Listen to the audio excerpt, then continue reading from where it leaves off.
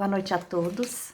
É com o coração cheio de alegria que mais uma vez, através do grupo Espírita Irmão Ismael de Canoas, Rio Grande do Sul, eu, Eline Cota, venho refletir sobre a proposta de amor que Jesus nos oferece. A nossa reflexão de hoje, ela vai estar estruturada no livro do Espírito Joana de Ângeles, psicografado pelo médium Divaldo Franco. O nome do livro é Jesus e o Evangelho à luz da psicologia profunda. Antes que comecemos a desenvolver as reflexões propriamente ditas, o convite é que possamos ler um texto do Evangelho segundo o Espiritismo para que possamos nos harmonizar. O texto escolhido por mim foi o capítulo 17, Sede Perfeitos. O item que nós vamos ler é o item 7, sobre o dever.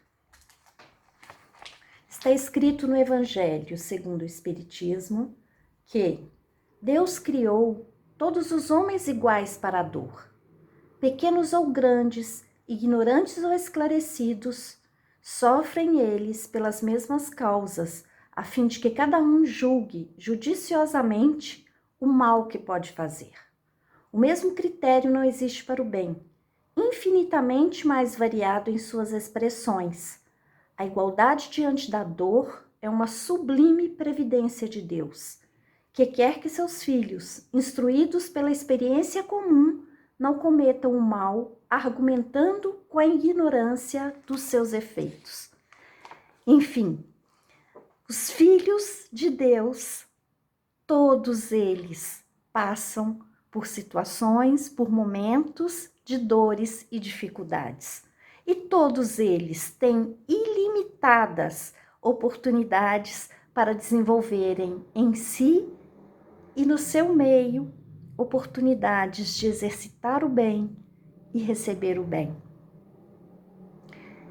Jesus tinha um propósito muito bonito na sua passagem pela Terra.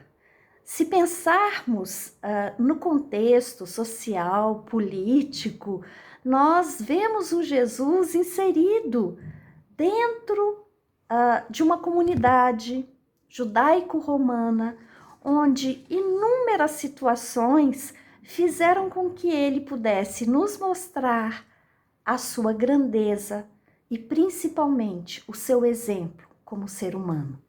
Mas o propósito maior de Jesus é um propósito de reelaboração do campo psicoespiritual. Muito maior do que pensar na organização de uma sociedade, é a ideia de que podemos pensar a nossa organização psíquica e espiritual. E para isso, Jesus usou de inúmeros simbolismos. Quando pensamos naquele Jesus carregado de austeridade, como pescador de homens, nós começamos a pensar que também podemos, de alguma forma, cada um à sua maneira, sermos discípulos desse Jesus tão maravilhoso que nos foi apresentado há 2000 anos atrás. A lição de vida que Jesus nos coloca não nos permite uma comparação direta a nós. Somos ainda muito pequenos diante da sua grandeza. Jesus não cabe inteiramente dentro de nós. Figuradamente, é como se tentássemos colocar um mar dentro de um copo. Jesus é esse mar que ainda não nos cabe pela nossa limitada existência. No entanto, o olhar dele, o olhar daquele mestre amável, cujas palavras e ensinamentos são responsáveis por clarear conceitos, posturas, atitudes, é um olhar que nos permite olhar o mar para podermos repetir essa grandeza na nossa pequenez. repetir não como Jesus, mas cada um com a sua humildade, com a sua capacidade, seja ela qual for, oferecer ao mundo algo que há de bom, para que nós possamos oferecer ao mundo os nossos desejos de bondade, de caridade. É muito importante que nós estejamos conscientes do nosso papel no mundo.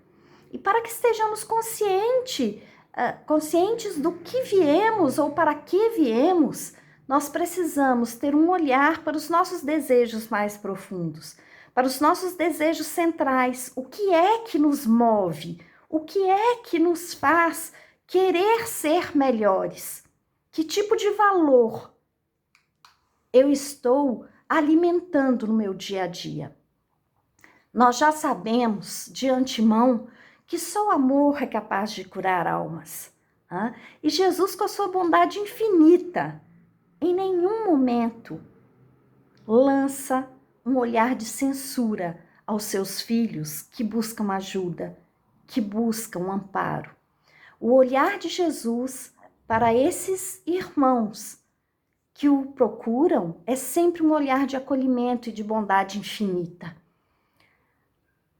Podemos pensar que, à medida que nós vamos crescendo moralmente, desenvolvendo esses valores de caridade, de bondade, nós estamos cada vez mais aceitando o convite do Evangelho. Porque o convite do Evangelho acaba sondando as profundezas do nosso coração, do nosso pensamento. Mas cabe a cada um de nós enxergar, investigar o que é que nos move.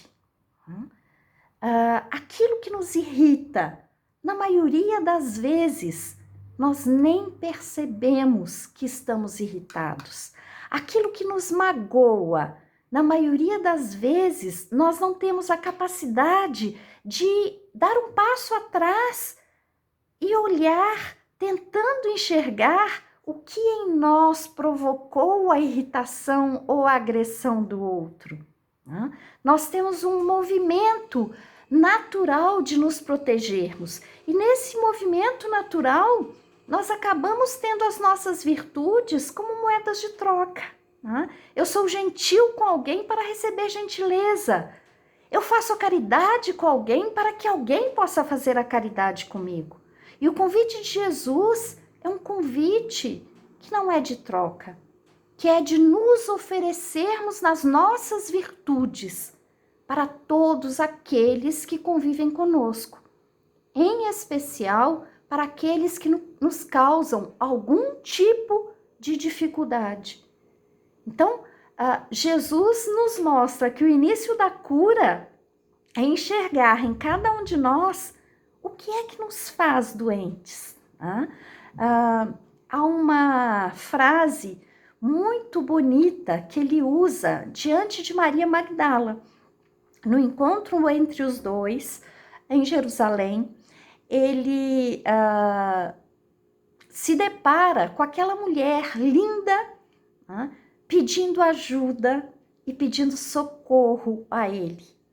Uma mulher que tinha uma vida, para os padrões da época, promíscua, que tinha uma vida de muita fartura material, mas se sentia imensamente infeliz e indigna de seguir os preceitos cristãos. Então Jesus diz para ela assim: Magdala, nunca vistes a primavera dar flores numa casa em ruínas? Acredite, sobre todas as falências, as bênçãos do Pai desce.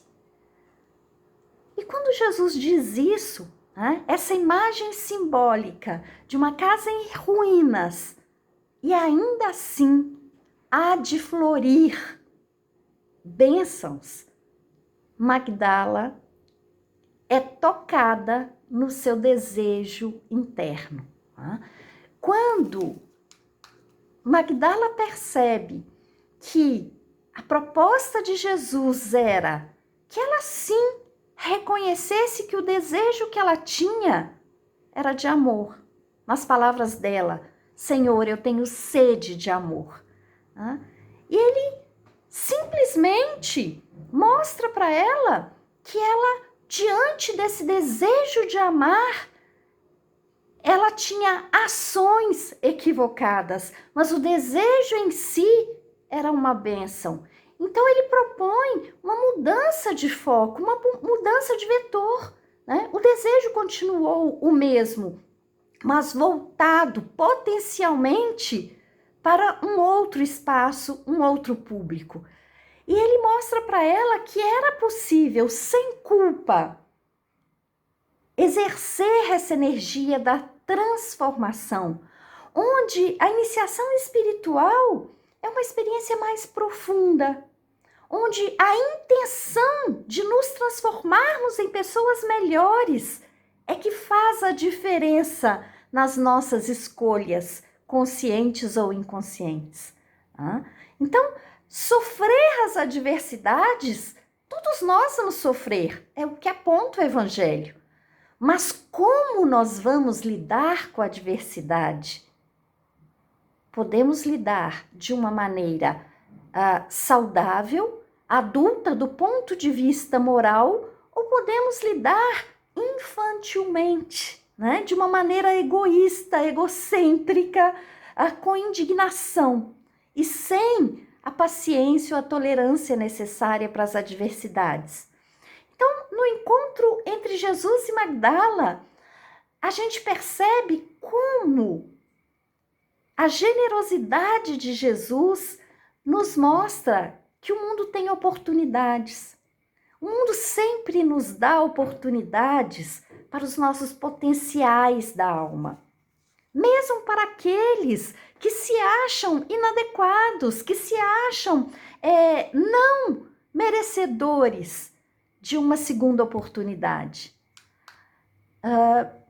Pensando nisso, né, a segunda oportunidade que nos é colocada, o maravilhoso do olhar de complacência, esse olhar profundo que alcançava e ainda alcança o cerne de todas as criaturas, identificando os reais conflitos de cada um, Jesus nos permite recomeçar, né?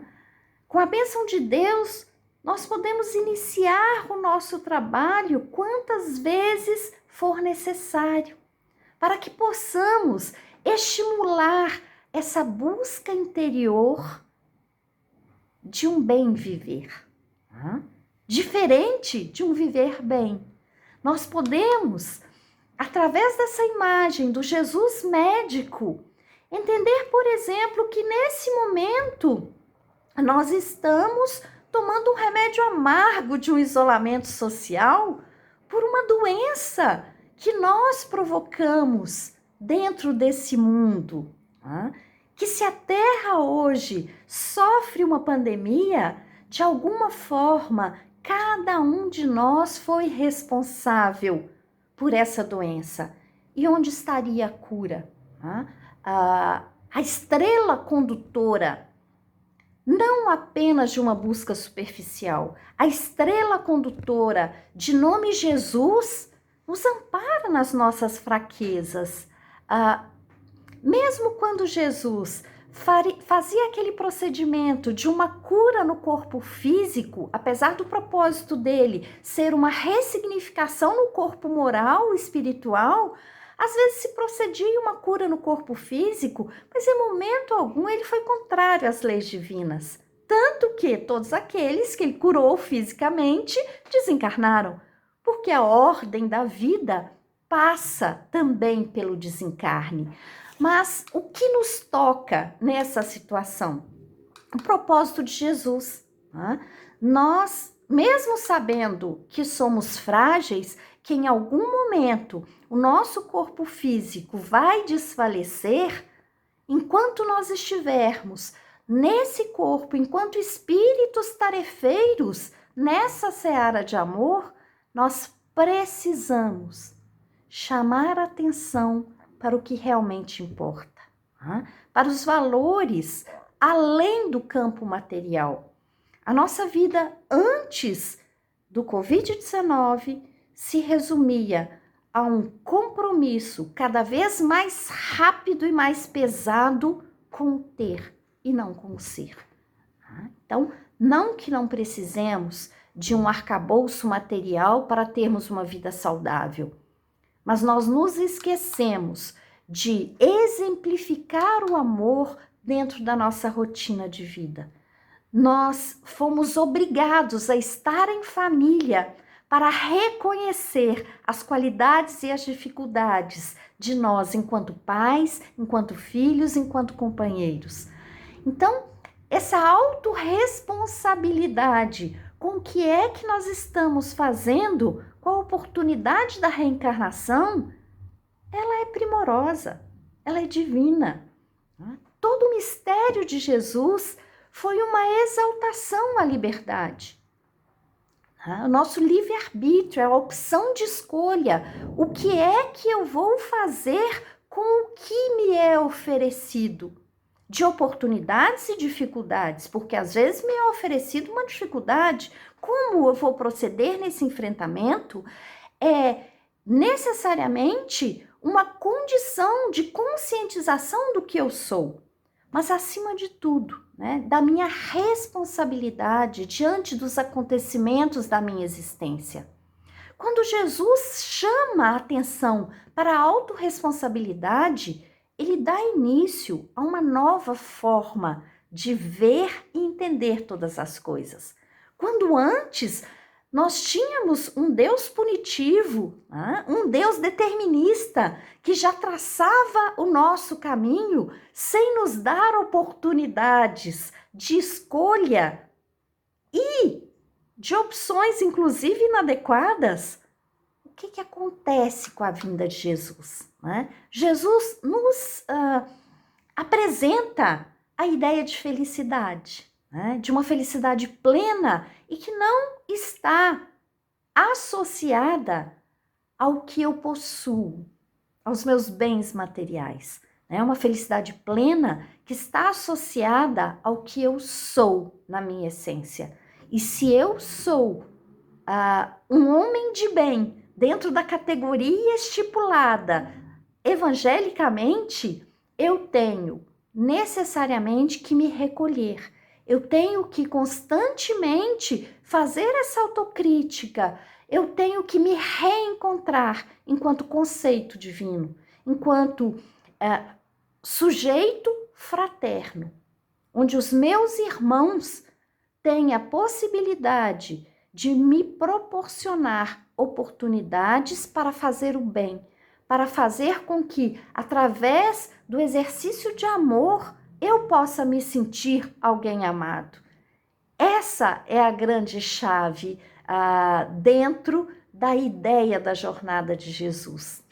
Ele oportuniza que nós sejamos agentes da nossa própria felicidade e da infelicidade também, fazendo a diferenciação entre alegria e felicidade. Alegria é uma sensação, uma emoção num espaço de tempo vinculado a um desejo único. Então, se eu tenho saudades da minha família, estar com a minha família me proporciona alegria.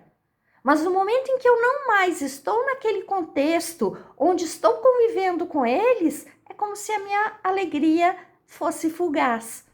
Já a felicidade não.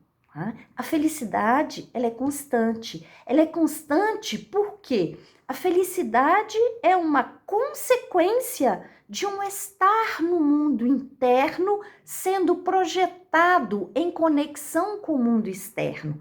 A felicidade, ela está diretamente ligada à minha convivência com outros seres humanos.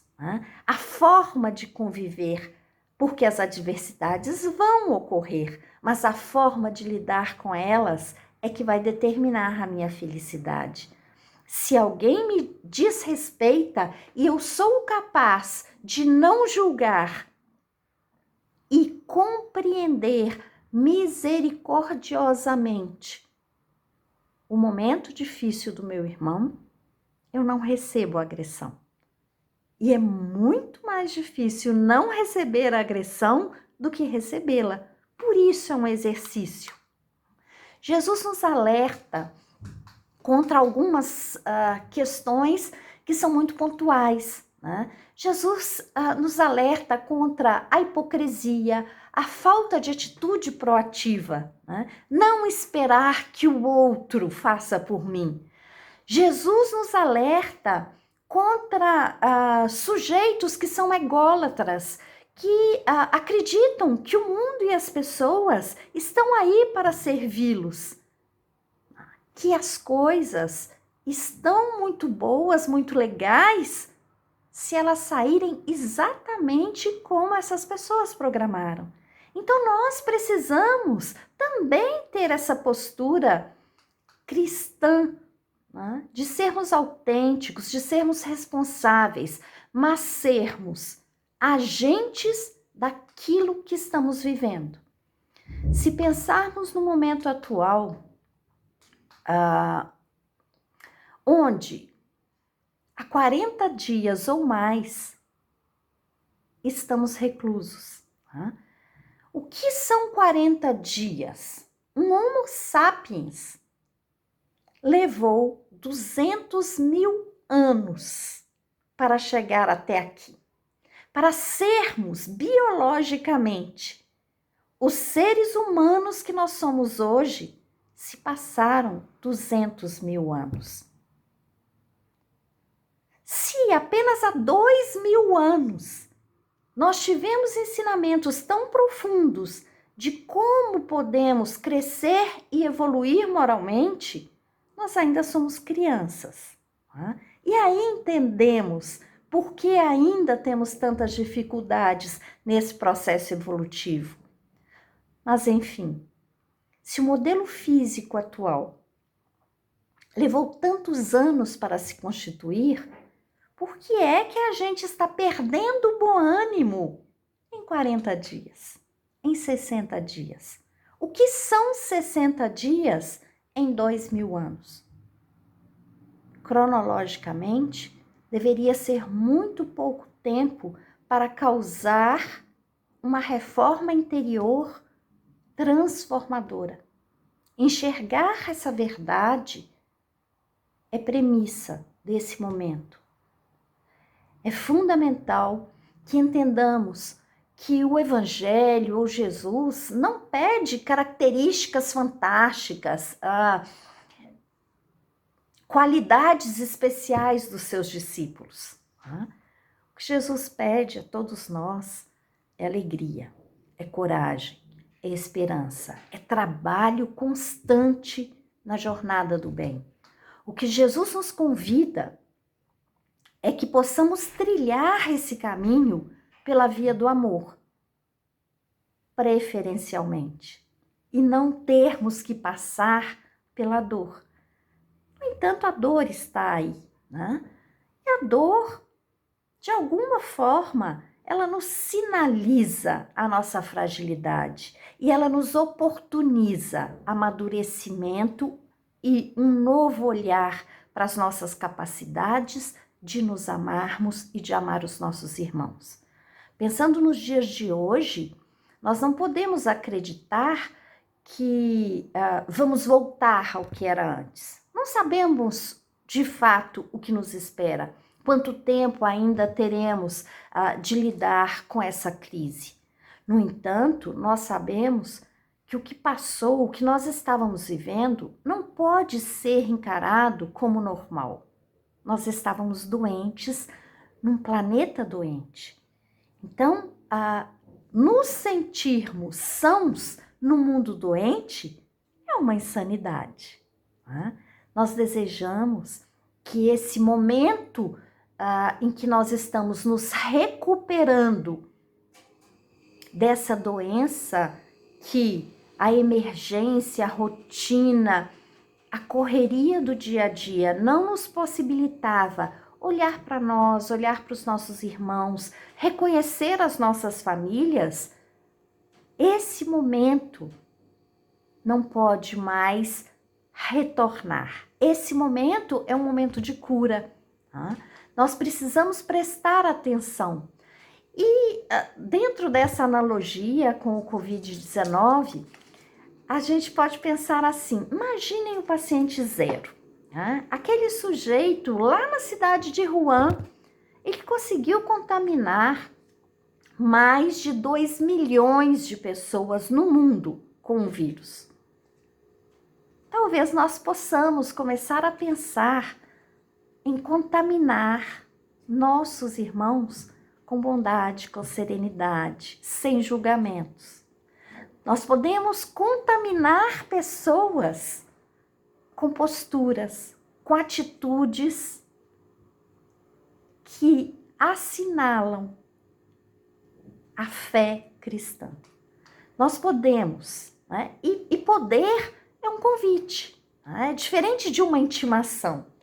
Nós desejamos que tenhamos escolhas acertadas. Nós desejamos que sejamos aqueles trabalhadores de primeira hora no mundo de regeneração. E, consequentemente, que sejamos trabalhadores da última hora no mundo de provas e expiações. O que a gente sabe é que o amanhã não vai ser igual. Né? O amanhã, ele tem a chance de ser um amanhã melhor, porque amadurecemos na vontade e na ideia de que a misericórdia divina vai ajudar no atual momento a darmos um outro sentido à nossa vida e à nossa rotina. Nós estamos tendo a oportunidade de fato, voltarmos à casa do Pai. Tá? E isso também, em sentido figurado, é uma possibilidade de cairmos em si, né? De olharmos para dentro de nós e jogar fora o corre-corre, o egoísmo, a vaidade, a pressa de fazer tudo para dar conta de tudo, né? De encararmos até a nossa finitude. Nós temos nesse momento aspectos econômicos graves. Nós temos aspectos políticos, aspectos familiares que vêm à tona, que não viriam se não estivesse vivendo em crise. Então, nós precisamos urgentemente lembrarmos das palavras de Jesus para Maria Magdala. Ainda numa casa em ruínas, a primavera floresce. E é essa a proposta de Jesus, a proposta de amor, para que nós sejamos aqueles que são capazes de enxergar em situações difíceis o perfume e a bênção de uma nova vida florescendo. E que nova vida é essa? Uma nova proposta de amor, onde as almas estão mais sadias, onde nós precisamos tratar com acolhimento, com carinho e com cuidado, inclusive as nossas dores, as nossas dificuldades. Que nós possamos, nesse momento, plantar boas sementes e que essas sementes também possam germinar reparando vínculos doentios que estavam desvirtuados, às vezes em nome do amor. Mas precisamos urgentemente assumir o nosso papel, não esperar que outros façam por nós. Estabelecemos uma cura do nosso espírito imortal para voltarmos para casa. E pensando na reencarnação, o que é um período de existência corpórea? É um período sublime, é uma oportunidade sublime, mas é muito pequeno se pensarmos numa existência enquanto espíritos. Afinal, o nosso corpo físico não é a nossa casa. O mundo espiritual é o nosso lar. E só voltarmos à vida física não é o suficiente. Termos oportunidade de reencarnar e reencarnar e reencarnar é sublime. Mas não devemos esperar pelo amanhã para sermos melhores. Enquanto espíritas, não cabe mais a ideia de que nascemos assim, vamos viver assim. Não, nós nascemos para nos transformarmos. Nós nascemos para renascermos no interior. E que interior que nós desejamos? Esse interior que é luz a partir do Evangelho. Nós podemos, cada um de nós, sermos luz. Né?